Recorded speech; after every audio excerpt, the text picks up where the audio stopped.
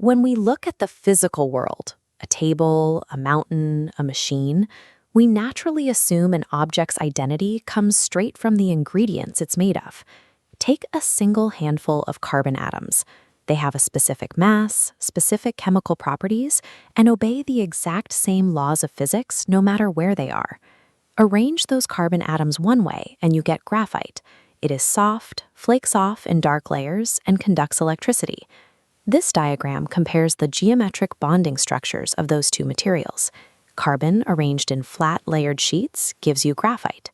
But rearrange those exact same carbon spheres into a rigid tetrahedral lattice and you get a diamond, transparent, incredibly hard, and an electrical insulator.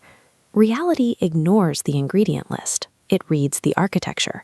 The arrangement alone dictates what the object is capable of. Adding even a tiny amount of motion reveals a staggering mathematical problem, visible when rapidly shuffling a standard deck of cards. The number of possible arrangements multiplies instantly. 52 cards yield roughly 8, followed by 67 zeros in possible combinations. Shuffle a deck thoroughly, and the exact order you produce has almost certainly never existed before in human history. Now, apply that exact scale to atoms. With billions of microscopic components, each possessing multiple degrees of freedom to move and rotate, the mathematical combinations explode. By all rights, the universe should be a boiling, unrecognizable soup of randomness. Knowing where every piece sits at one moment is only half the picture. Physicists use a concept called phase space to describe both the complete arrangement of a system and exactly where all those parts are heading. This leaves us with a profound contradiction. If matter is constantly moving through an unimaginably large landscape of possible configurations, why does it repeatedly settle into the highly recognizable, organized patterns we call objects? Consider the biological scale, where protein folding offers a glimpse into how microscopic motion is governed.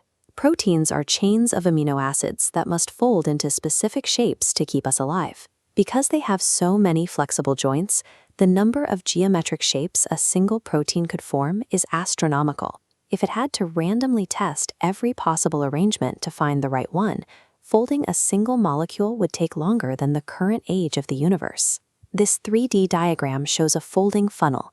The protein's atomic interactions create a restrictive energy landscape, forcing the molecular chain down steep, rugged slopes toward a stable valley at the bottom. These steep walls and temporary traps physically block chaotic motion, shutting down dead-end pathways.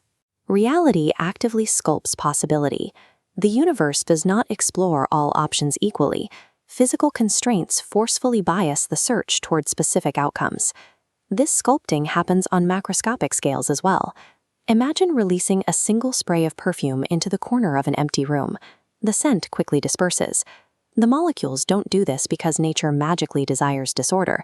They spread out simply because there are overwhelmingly more microscopic arrangements where the molecules are scattered than ones where they stay huddled together.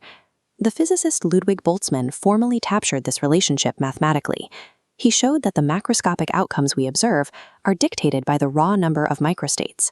When you scale this idea up into dynamic systems, you find specific regions that matter consistently gravitates toward, known as attractors.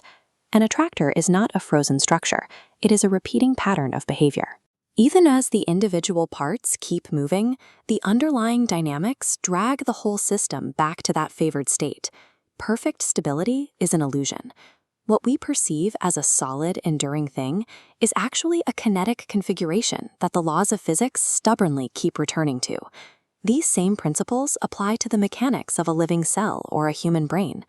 Look at this microscopic view of cellular material.